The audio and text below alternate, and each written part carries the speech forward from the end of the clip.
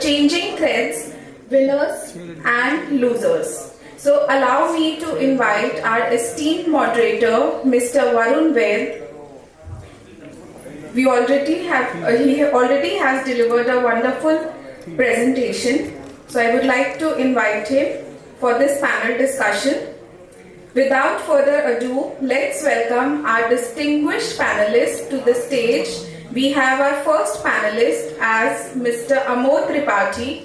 He is an electronic engineer, graduate and postgraduate in general management from IIM Kashipur.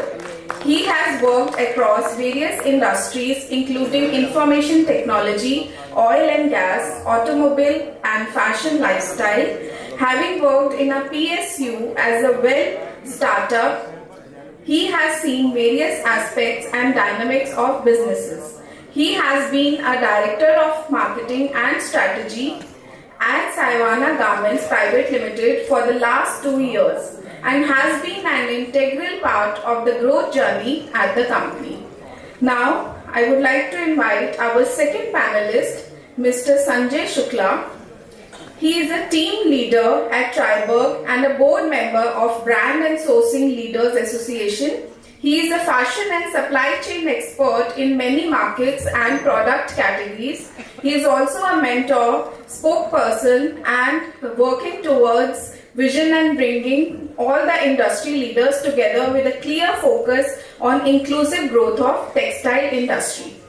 Inviting our third panelist, Ms. Sonali Pal, with an illustrious career spanning over 22 years, stands at the forefront of the apparel and textile industry, currently serving as the country head for UV Stacks Logistics Private Limited. She steers Gaibe.com, a remarkable international and marketplace bridging Indian brands and manufacturers with US consumers. She also heads the sustainability chapter at Brands and Sourcing Leaders Association. A proud alumna of NIFT, Sonali boasts a master's degree in design, equipping her with a rare blend of skills encompassing design training and business acumen. Her journey in the industry is marked by her strategic powers from facilitating pan-India sourcing of artisanal products to forging strategic tie-ups. Now, I would like to invite our fourth and last panelist, Mr. Raman Dutta.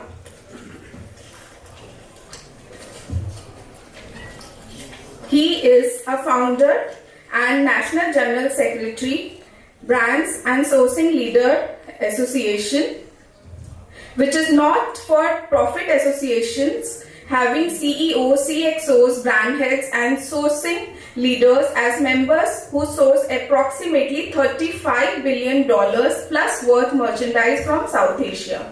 Founder and CEO at AI Global, where he is working with nearly 15 brands which are in the size of 500 crores to 2000 crores, hand-holding from design to supply chain management to sales in global market.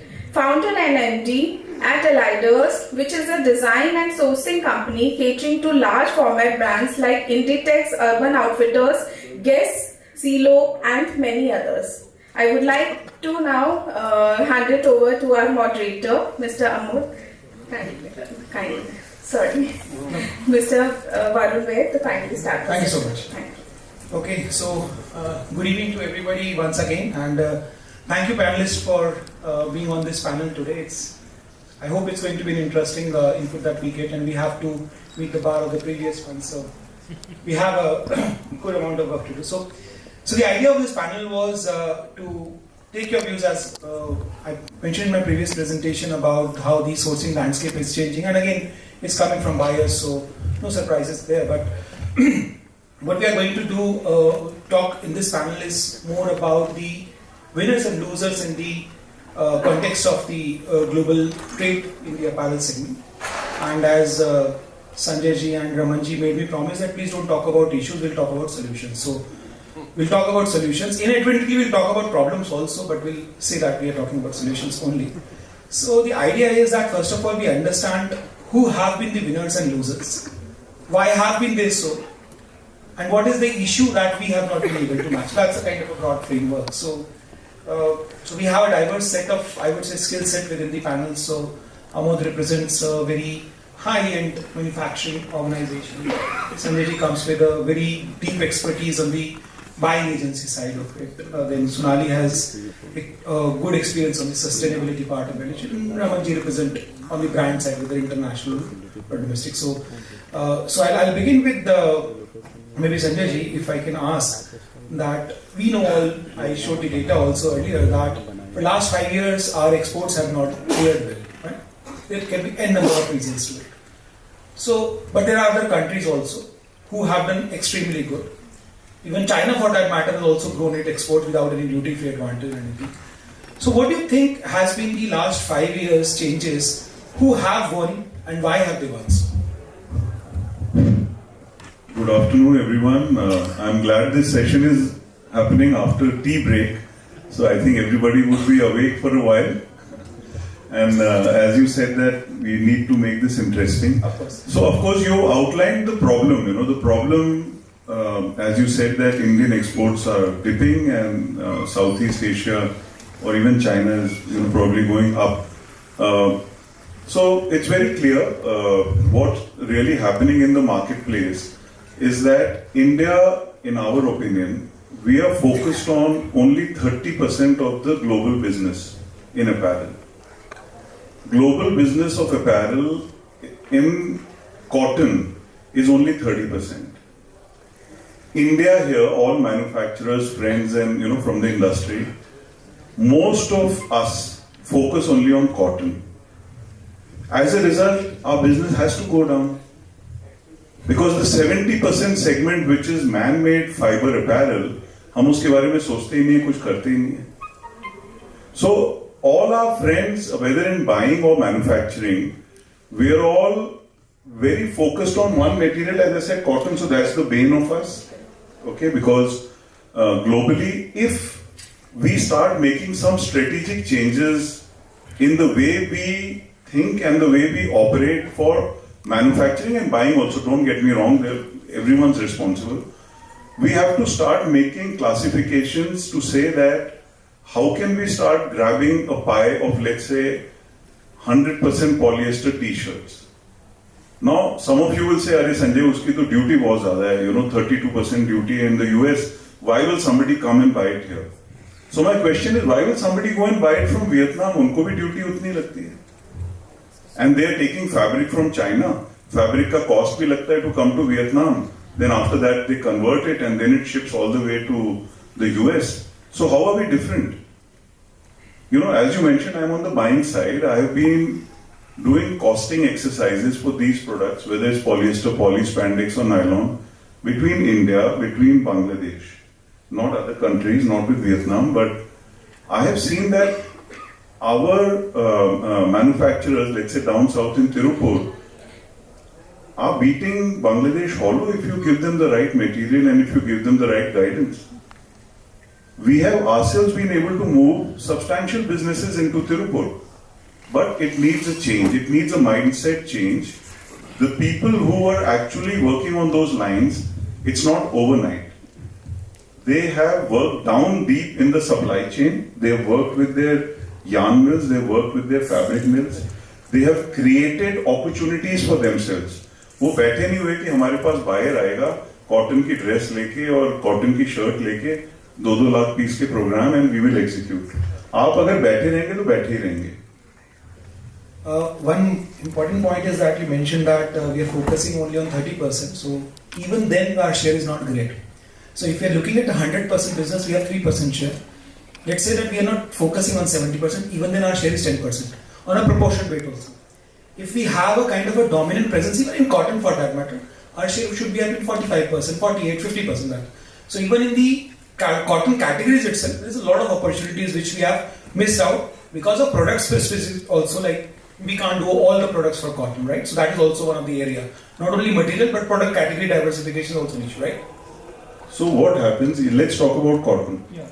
Now, Bangladesh is also doing a lot of cotton, but then you look at the scale of investment there. Bangladesh मैं 1992 से जा रहा हूँ जब वहाँ पे कुछ भी नहीं था and it used to be very small manufacturing, right? From there, I have seen the country grow, and the reason for that is Koreans ने आके उनको स्वेटर बनाना सिखाया, Chinese ने आके उनको सिखाया productivity on, let's say, shirts. When I used to go there, they were not even able to make polos. But then they got in the experts, they put in the lines, they put in the people, they took help from Indian expatriates to set up industry there. They learned practices, और आज उनको Indians की जरूरत नहीं है, they don't need. So they've been very fast learners. They have invested where it was needed. They put in the money, and it was a priority area for the government because that was the only industry. I'll come back to you on this. So the scale of investment and also knowing when to take help from whom and how to actualize that. Correct. So I'll come back to you on that point again, but let me just move forward to the other one. Let's say Ramanji, if I can just ask you a very broad or a general question, that what according to you has happened in the recent past? What are the trends which have impacted the global trade flows? China reducing its share, Bangladesh increasing like breakneck speed, India stagnating, Vietnam coming into the picture. So what has happened in last few years? So Varun, I would like to add to Sanjay here. It is a similar question, just rephrased. Basically, most of these countries, they have first followed the demand. That where is the demand? What is the demand? And then they have created a supply chain, they have worked on automation, on whatever is required to cater that demand. But in India, most of the manufacturers, they have got passionate about the product they are producing. They have not disconnected themselves with the global demand. Like cotton is not in that kind of a demand where MMF is. And the product categories which have evolved in Vietnam is activewear. And the categories which are in global demand, they have taken a major space. And the whole supply chain, the whole technology creation, everything has evolved around that only. But fortunately or unfortunately, we have always tried to become an OEM of the world. And we wanted to be an OEM what we want to be. We never wanted to create a Toyota of our own, but we want to be an OEM of Toyota always. So we never created a brand from India. So we never created a supply chain from India which suits the world. So I think there has been a major disconnect. And now I think it's a time when we have a great political, presence. We need to think what globe needs it. And the whole globe is ready for FTA. It's not the free trade, it's a technology also. We should import a lot of technologies quickly and start thinking of supplying. Sure. Amod, coming on to you, so the general impression with China is that it talks about economies of scale. They don't get into a lot of competition with us on the product segments where you are. What's your perception on that? So first of all, thank you for having me in this. So we at Savannah, the business we kind of work with the very boutique kind of customers. China, we know that they have scales, they have synergies, efficiencies, but China also kind of do the smaller MOQs. So even I was shocked to know in a couple of my foreign visits that they are doing a 20-30 pieces also per style or per colorway. So that has been a major thing that they are able to do. They are good at printing in general, so the brands go to them for that. But I had an understanding on this that me and my esteemed colleague from OGTC, we are working in cotton, but we focus on the value adds, not the core products, and that's where the profits come from. And that is the uniqueness of India, what it delivers to the world. So there's always, brands who want to come from these countries to get the things done in India because the kind of handwork, the techniques we can do, you cannot find. Automation can solve for the standard product, but the unique products. So a related question also, it is about that. We understand that we have capabilities in that kind of business, but how big is that business? Like the challenge what we just discussed earlier is that we are very good in cotton. For example, I personally do not believe that we have achieved a position of real premium in the cotton segment also, but fine. So if this niche segment is our forte, how big is this business be? This is a $540 million business. Can we become like having a 10% global share by just focusing on this? or is it a requirement to move into the mass categories as well? What should we do? So I would say that the first we can focus on the forte. We are already focusing on. We are very good at that. Based on that trust, because this is a driving force for most of the brands who are coming to India to have a different product line or to have something which is more valuable, which can eventually grow with the operational efficiencies we can develop, and we can cater to the core products. We can cater to the other fibers, because the buyers what we have interacted desperately want to come to India to manufacture in India. That's a definite case. But the only things are the timelines that we can monitor and the efficiencies. So that can be a scaling thing for us. Right. Thank you for that, Sonali. So Sonali, I'll come to you. You head the sustainability chapter with BSL also. So while we know that, but even for the to keep on hammering on the same point, it's very important so that we strike the nail again and again. So is it really important for the buyers to find a real sustainability, or is just a kind of a greenwashing which is happening under the garb that fine, we have the certification? It's just like another ISO certification. What's your take on that? It's both actually. To some extent. In fact, I'll come to a point of what we were discussing in BSL itself. So a lot of international buyers are asking for certifications. Right. And these certifications are set by, again, the international organization itself, Western countries. And these standards actually kind of don't fit everybody. You can't have a cookie cutter for all the countries to go through the same standards. So much so, your cotton which is grown in India might not be exactly the same kind of a, staple length and the microns and, so many other characteristics of it from another country. So the standardization works, but I think it's time that Indian manufacturers start sensitizing their buyers that whatever you're asking for doesn't work always in every part of the country. Right. And for the same reason, I just wanted to announce it here that with the BSL team, what we are actually also planning is that maybe a few months down the lane, we will be having our own standard systems within India. So this is what we are looking at, that the climate of India, the weather of India, the soil of India, everything, and not just India, maybe the Asian countries, the South Asian countries, we are much different from Western countries, and everything will not work whatever they are asking us to do.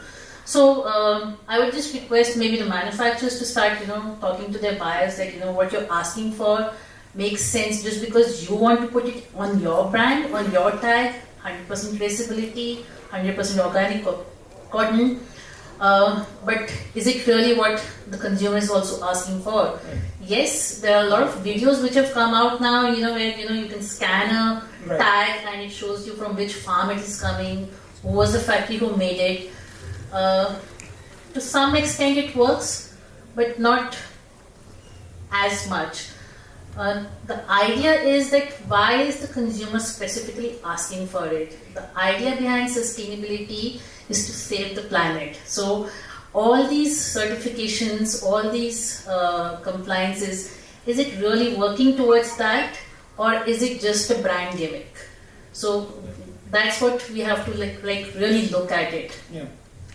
Please. So I would just like to add here, certifications. Why are they required for India in such a specific way? They don't ask in China, but they only ask Indians. Okay.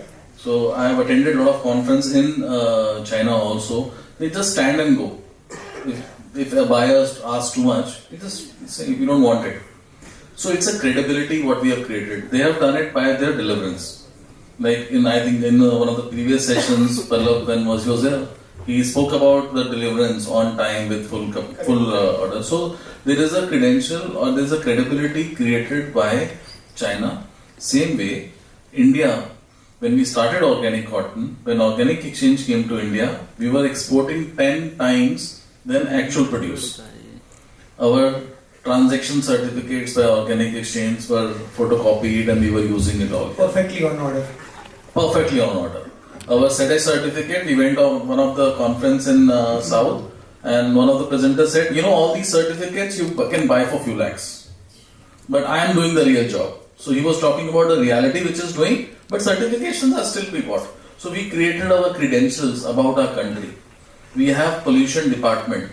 If you see actual norms of getting it cleared, it is same than a Higg index what they are asking from us. And the government has a department which is paid in crores of rupees and which is not compliant. Why do they need to have certification in India? Because our certificates has no credential. Correct. So we are talking about creating a standard. We are talking about the same standard which is already there with the government. All the pollution certificate has everything, but we get it for few lakhs. It's a irony, right? I just want to add one more point.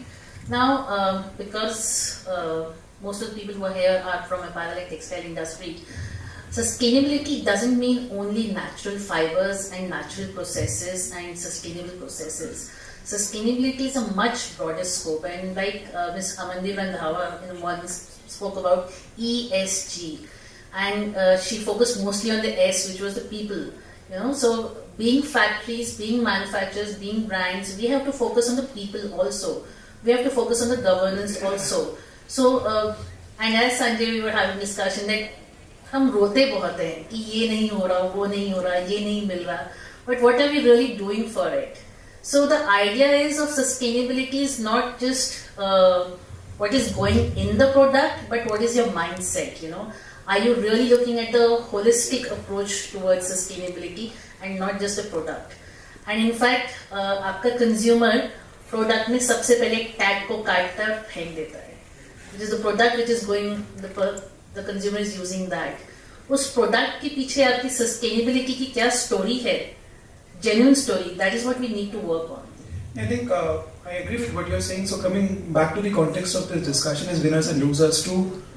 Do you see sustainability as a pillar for us to emerge as a winner in next 5-10 years or not? So whether the certification is XYZ, China is not doing, maybe Bangladesh is doing.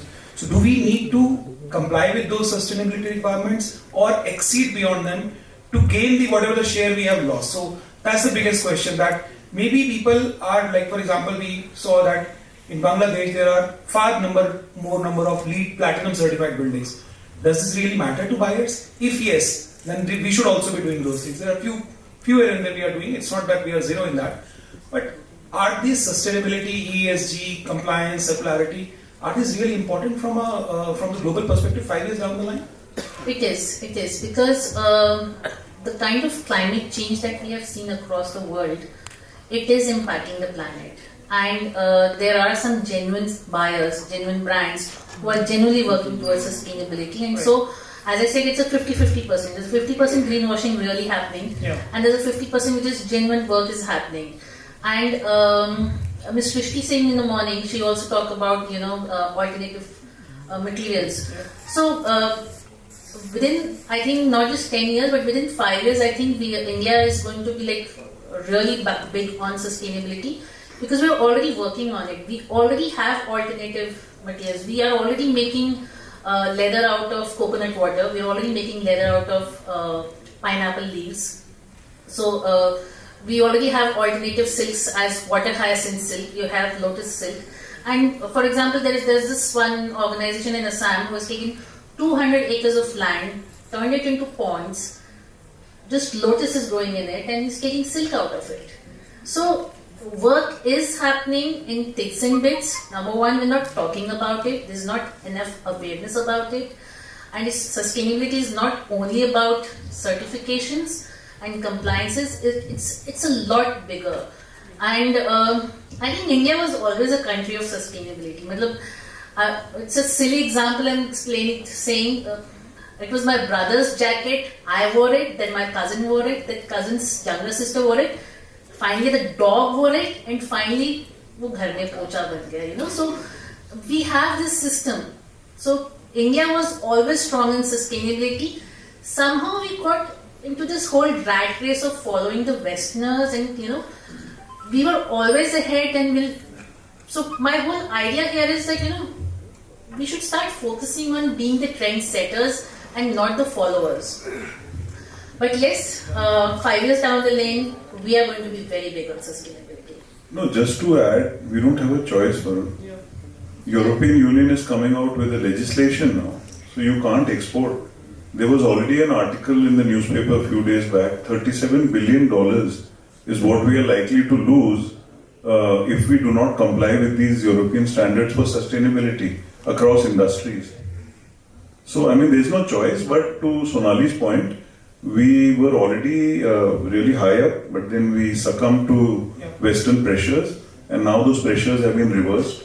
So we have to, and let me tell you, Indian industry is doing a lot, absolutely a lot to be green, to be clean, and to be sustainable. I don't know how many of you know, but probably in Southeast Asia, India has the only cluster, industrial cluster, which is carbon positive.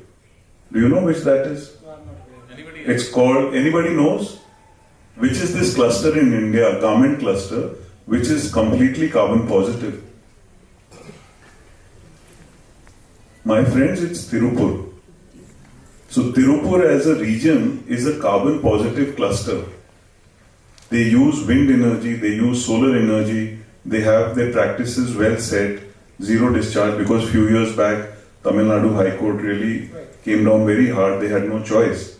So, but you know, in terms of that, for exports, India is doing it because the West is asking, but there's a lot of genuine effort from our manufacturers also to be green and, you know, sustainable. Right. So one is the pillar is definitely sustainability is a pillar which one needs to take care of to be the winner.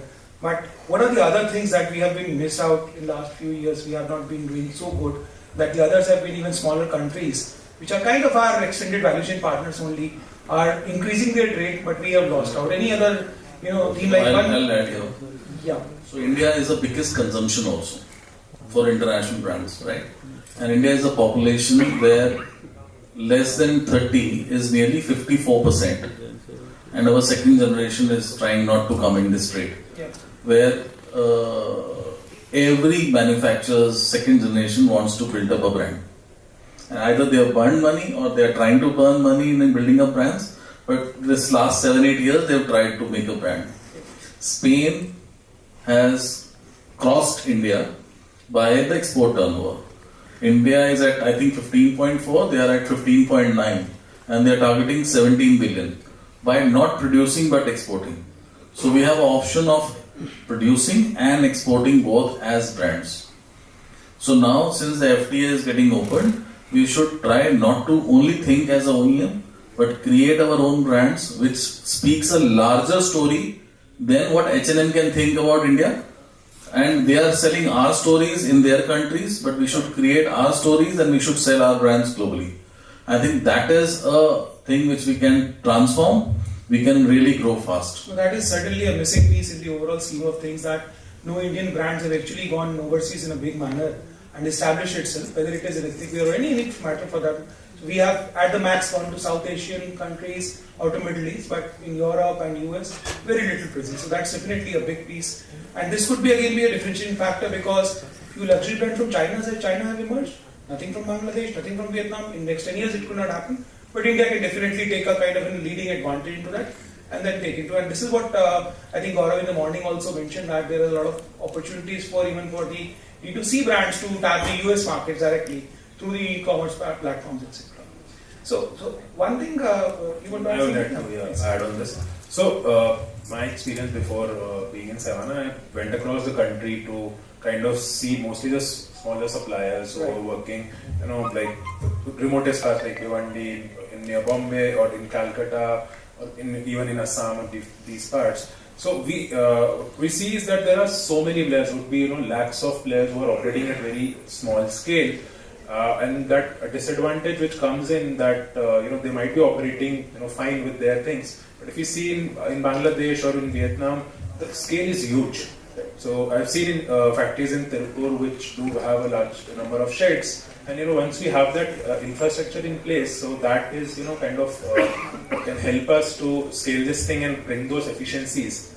I was you know, also had a, you know, honor to discuss this thing with a few of the venture capitalists. So they also feel, you know, the global venture capitalists, that India definitely have the potential, the manpower, every, you know, thing is on track, and even the government is supporting now. Right. But the kind of scale that is required is not there. So that's where I think we require larger organization at scale. We just have one over $1 billion, so we would require that scale to go on, that synergies between manufacturers. So everybody can win the battle together. Sanjay, you mentioned earlier in the conversation that Bangladeshis did not know how to make the garment, so they sought external help and developed that. So the formula is there in front of us, right? I'm just saying if it is evident to X, then it is evident to us also. He's saying the scale is not there. So the recipe is in front of us. Why not maybe mixing it up and cooking it up? What's stopping the industry from taking up? Like you from a buying side of it can assure that the business will come, right? If they build up these kind of capacities, capabilities, etc. So what is stopping us to go really big? So I think it's the intent, to be honest with you. If you look at the manufacturing community here, Right. Raman just mentioned the second generation is not coming in. Okay, it's true for NCR region because they have many options. When we go to Surat, when we go to Amritsar, when we go to Ludhiana and Tirupur, they don't have an option, they are all coming in, from that point of view, definitely. But to your point that why have we not been able to scale and why have we not? Because it's very fragmented, everybody is in silos. Abhi hamara business promotion export ke liye kya hota hai? This place where we are sitting, they have gotten us to 16 billion, right? And that's where we are stuck. But the formula is the same. Still they'll go, we'll have those fairs, 200 stalls, XYZ buyers will come, they'll walk through, they'll go. Privately, all the manufacturers say, sir, bilkul bekar tha, time waste ho gaya. Even in Magic Show this time, that's what they say. But on the face of it, you will see a lot of photographs and this, that, and hoo-ha and hoopla.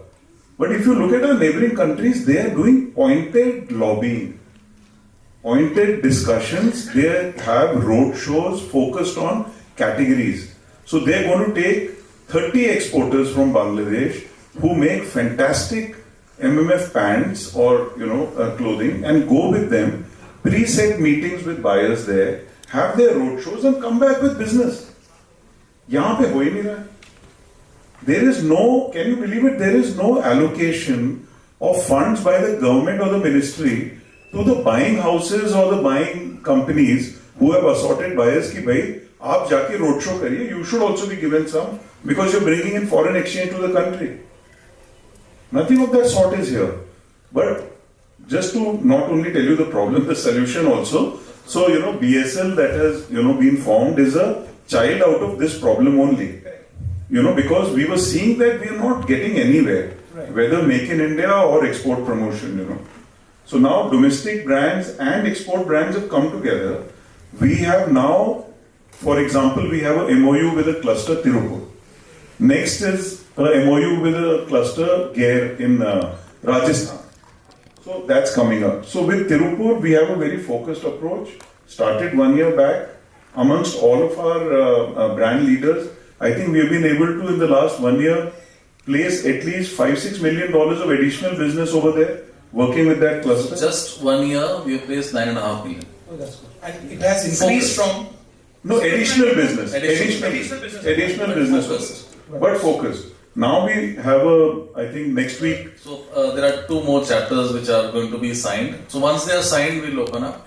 So just to add to Sanjay, as a country as a large or a larger organizations, they have not been very keen on or maybe mobilizing on the same thing, but smaller associations like Gair or T or Surat, because they have a product speciality or they have a category speciality, but they don't have a skill set of going as a cluster overseas. And since Sanjay comes from a buying community, I am also doing from buying, so we know how to sell.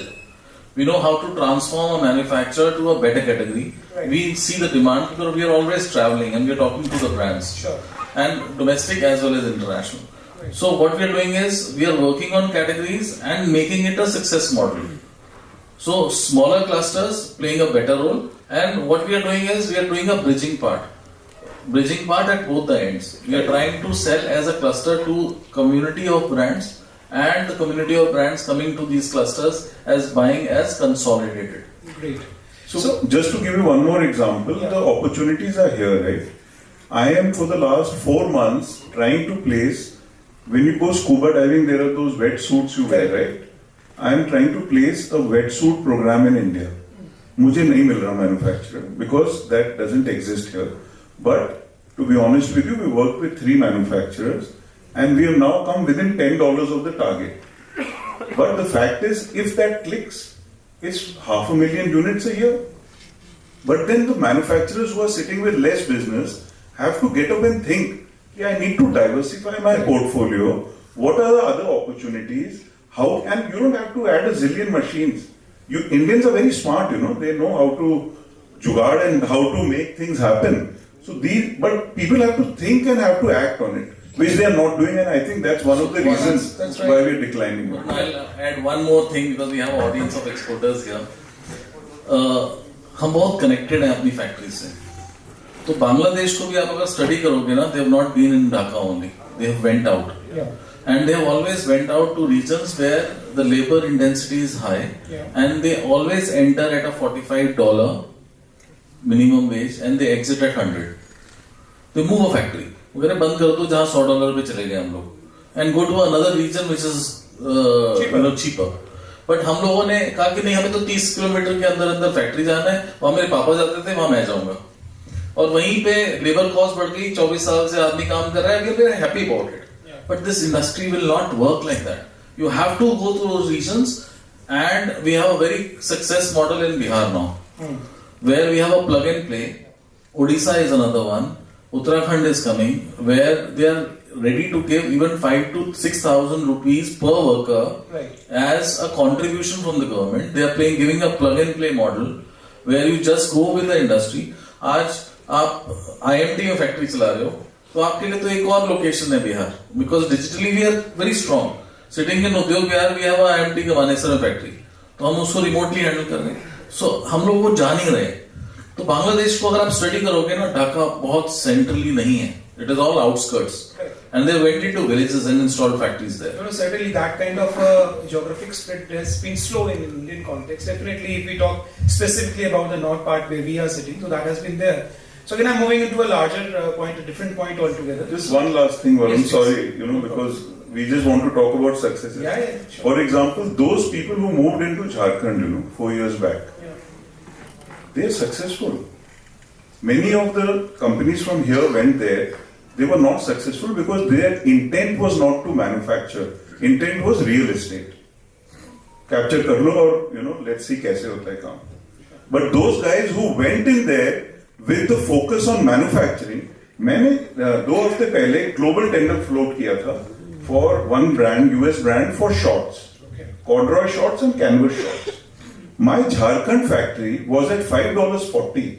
My Bangladesh factory was at $6.90 after rounds of negotiation. So who's the winner? But the fact is that हम उठ के जाना नहीं चाहते. हमारा comfort zone है. Nobody wants to go and really invest time, effort and money over there and make things happen. So business is declining. Fine. So I get your point. So let's say if we just try to look it from a different perspective. So we understand that India has a good opportunity. There are opportunities to invest in remote location. So can't it happen one day that this opportunity becomes very much visible for international investors, and we are already seeing some of them exploring India. Epic has declared, Young One is also declared, Al was here, so Italy. So does it, can it happen that FDI could be a harbinger of real growth in Indian garment sector? Has to be. The biggest manufacturer of the world, Brandex, has installed a factory in India. No, but Brandex is an old story, right? So that's okay. So it was like, what I'm saying right now is that we are a cusp where a lot of government incentives, we know that if you do a kind of a mathematical calculation, whatever, for every dollar invested in Madhya Pradesh, you get $1.70 back in subsidies, not from the operations. So this is an opportunity. So do we see because you're working with brands, so are brands asking their vendors to evaluate, come out from China? We know that, but they're asking them to come out from China, diversify. So is India on their radar? Are people saying that, why don't you evaluate India as a manufacturing destination?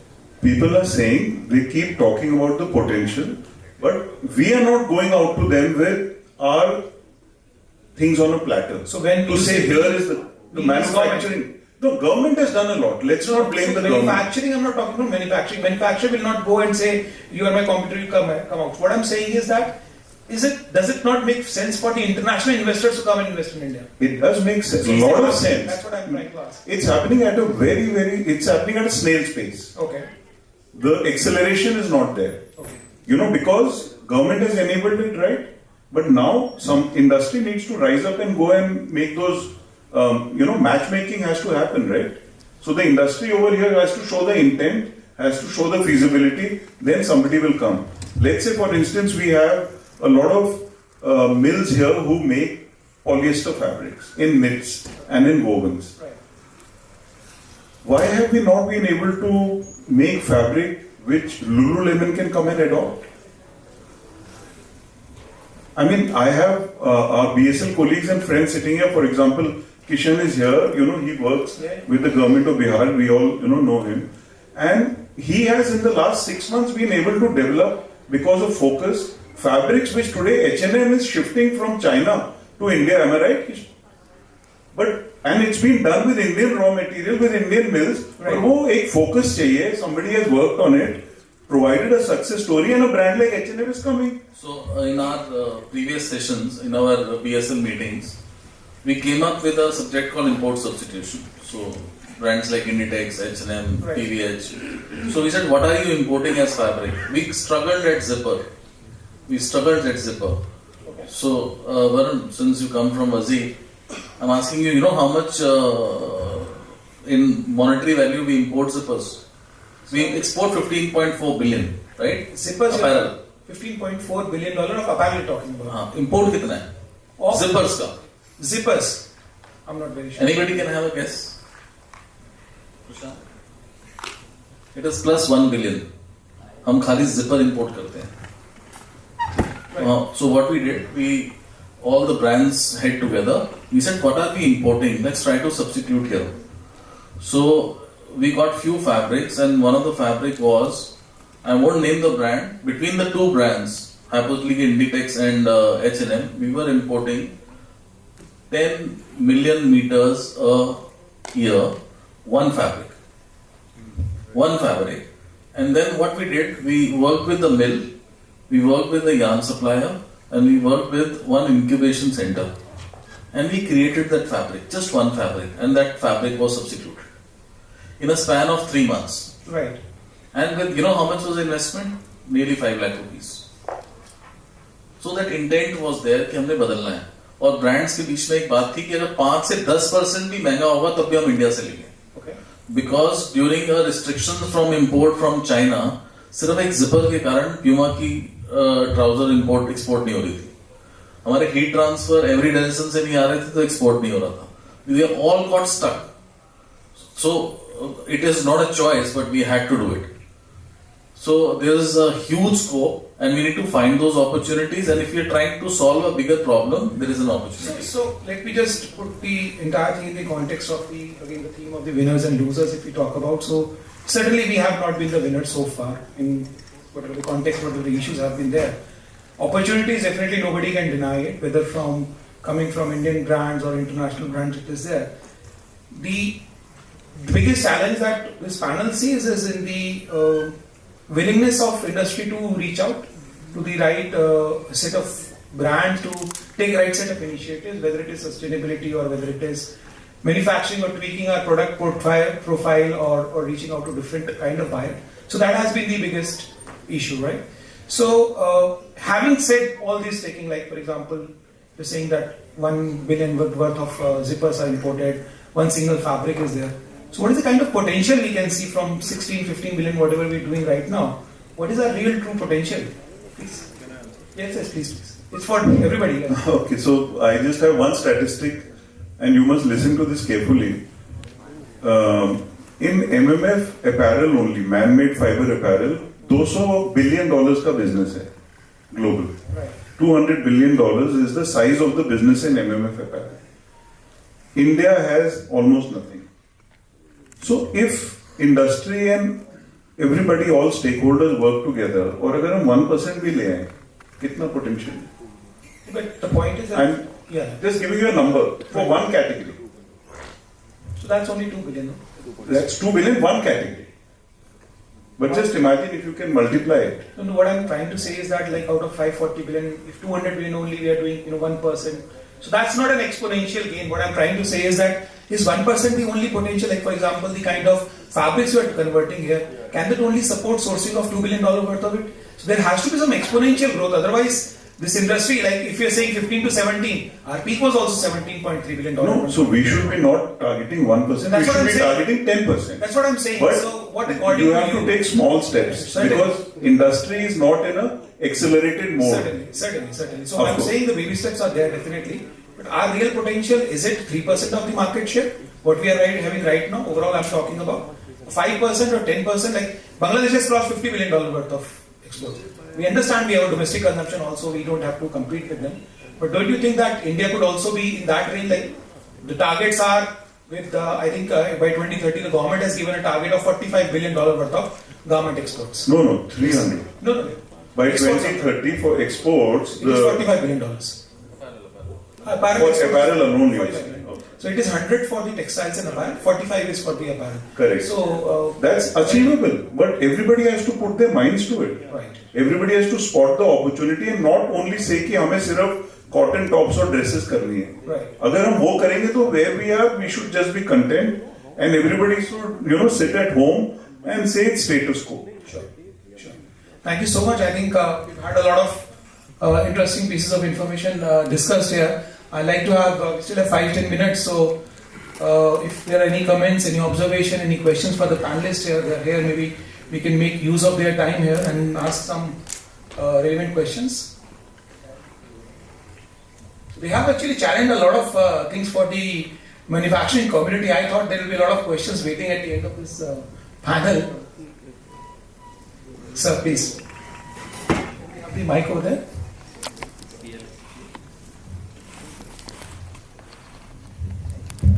Yeah, my question probably with Sanjay and Raman both. You're talking about the challenges which we are not hitting to 70% of the market with the man-made fiber. But you never spoke about the manufacturing capacities also. If you post-corona you leave it last 3 years, before that, from November to March, April, none of the factories have any extra capacities. We are bursting at the seam and delayed deliveries, overtime every day. So another challenge will be the manufacturing capacity also. Suppose you get 2 or 3 billion or $5 billion.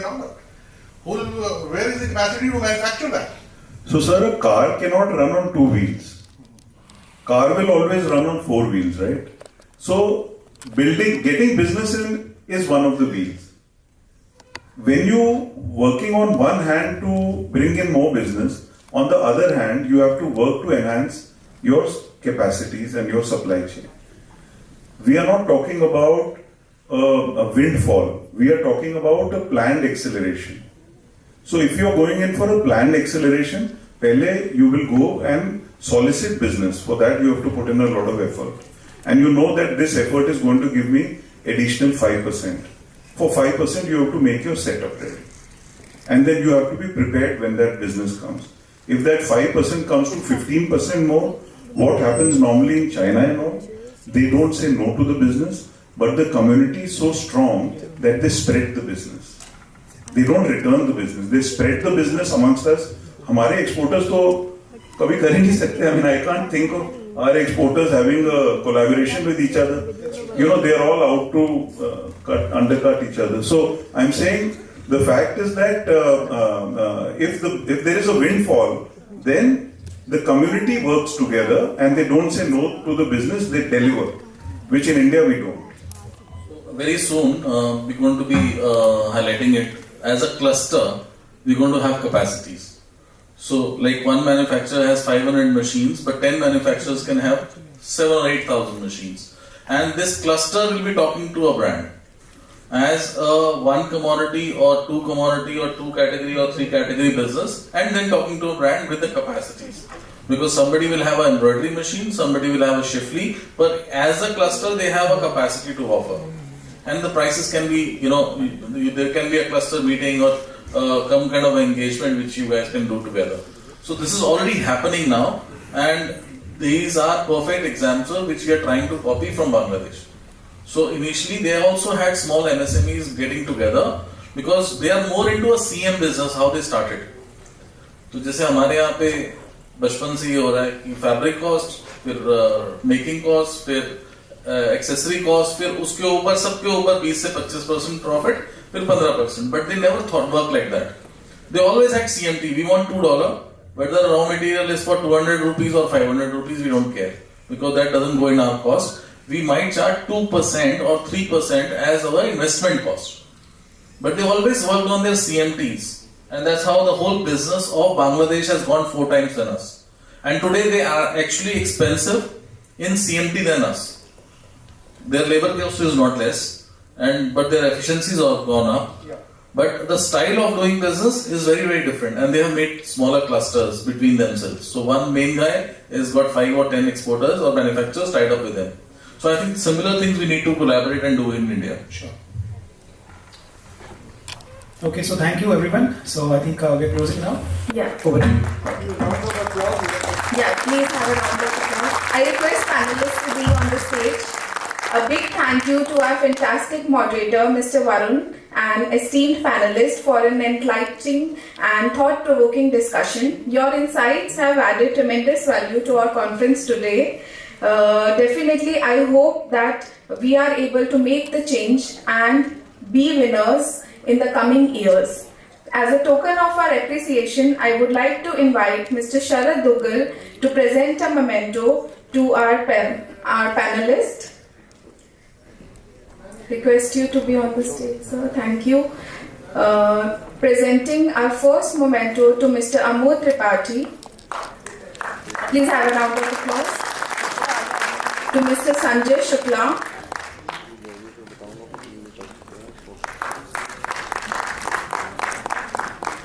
To Mr. Sanjay Shukla.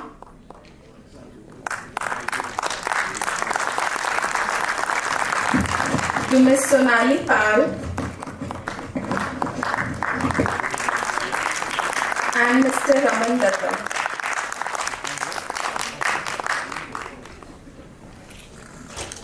To Mr. Raman Dutta.